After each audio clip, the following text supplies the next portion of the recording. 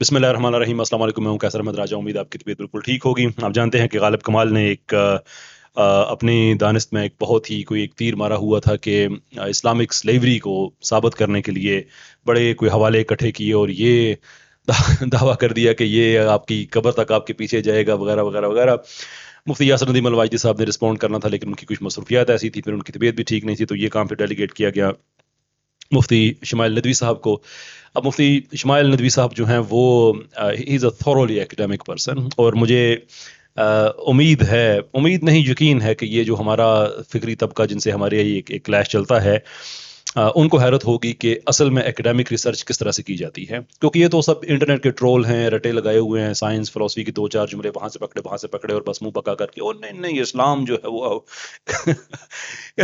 तो मैं अल्हम्दुलिल्लाह रिसर्च को बहुत अच्छी तरह से जानता हूँ। मैंने यूनिवर्सिटी ऑफ बेडफोर्डशायर में मैं पढ़ाता रहा हूँ कि रिसर्च कैसे की जाती है, सो आई अंडरस्टैंड कि एकेडमिक रिसर्च क्या होती है। तो जिस तरह से मुफ्ती शमाइल साहब ने गालिब कमाल का एक जहाँ से भी आई डोंट नो कहाँ से कॉपी किया था कंटेंट, ये तो मैं आपको कंफर्म कर सकता हूँ कि गालिब कमाल की अपनी ये तहकीक नहीं है, ये तो भूल ही जाएं आप। खैर, तो वो जो एक कॉपी करके वो पढ़ा, और ये मैं इसलिए कहता हूँ, ये ना समझिएगा कोई एड होमिनम वाली बात है, क्योंकि रिसर्चर के तौर पे आपको पता चल जाता है कि क्या चल रहा है। यानी कि एक आदमी जो मुहक्कक होता है वो कभी भी ऐसी किताब का हवाला नहीं देता कि जिस किताब को खुद डिसोन किया गया हुआ हो। यानी कि उस आदमी ने ऐसी भी किताब का हवाला दे दिया जिसमें सारी की सारी रवायत वो इकट्ठी की गई हैं जिसको हम डिसोन करते हैं कि ये ठीक नहीं है।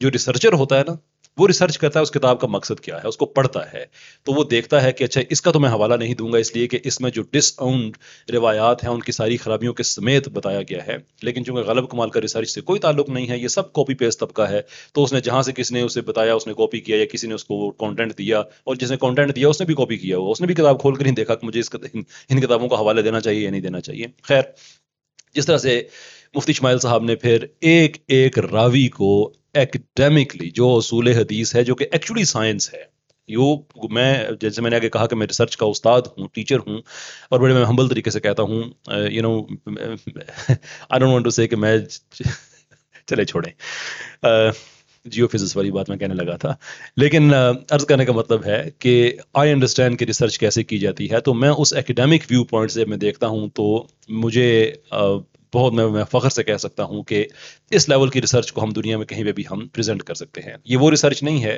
हारिस सुल्तान साहब वाली, जिन्होंने आई थिंक आइसलैंड के किस मुल्क का पता नहीं बता दिया था ऊपर से, खबर ही सिरे से टोटल के नहीं, वहां पे तो 25 के पता नहीं कितने साल की उम्र से कम लोग जो हैं वो सारे के सारे एथियस्ट हैं। ये उस लेवल की रिसर्च नहीं है, ना ये उस लेवल की रिसर्च है कि जो नॉन रिलीजियस होता है वो एथियस्ट होता है। ये एकेडमिक रिसर्च है कि हवाले के साथ किस किस मुहद्दिस ने किस किस रावी के बारे में क्या क्या लिखा हुआ है। अब अगर ये लोग वाकई ऑनेस्ट हैं, जो कि ये नहीं है, और अगर वाकई ये अपनी वैल्यू को अब सेव करना चाहते हैं, क्रेडिबिलिटी जो भी चार लोगों में इन्होंने इस्लामोफोब्स में अपनी बनाई हुई है, अगर ये वाकई ही ऑनेस्टी के साथ उसके साथ ये फेयर हैं, तो हमें तवक्को ये है कि अब गालिब कमाल मुफ्ती शमाइल साहब के जवाब में एक एक रवायत का, एक एक रावी का ऐसे ही जवाब देगा कि ये रावी इसलिए एक्सेप्टेबल होना चाहिए या इसलिए एक्सेप्टेबल है। अब ये काम नहीं चलेगा, स्वीपिंग स्टेटमेंट्स नहीं चलेंगी, इसलिए कि फायर उसकी तरफ से आया था, धमकी उसकी तरफ से आई थी कि ये कब्र तक आप लोगों के पीछे जाएगा।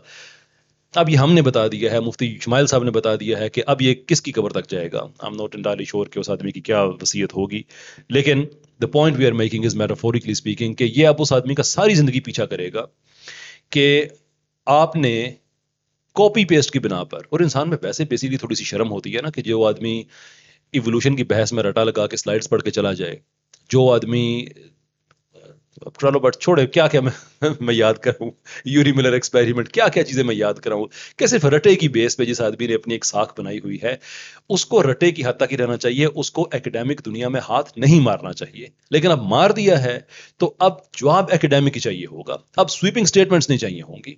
अब एक एक रवायत का ऐसे ही जवाब चाहिए होगा कि अगर मुफ्ती इस्माइल साहब ने उसमें कुछ गलत कहा है तो क्या गलत था, किस असूल हदीस के तहत वो गलत था, क्यों गलत था, ये हमें जवाब चाहिए, और ये हमें जवाब जल्दी चाहिए। अभी तो एक हिस्सा हुआ है, अभी तो काफी काम आगे जाने वाला है, और अल्लाह का शुक्र है कि इन लोगों की बदनीयतों ने اسلام کو سچا ثابت کر دیا ہے.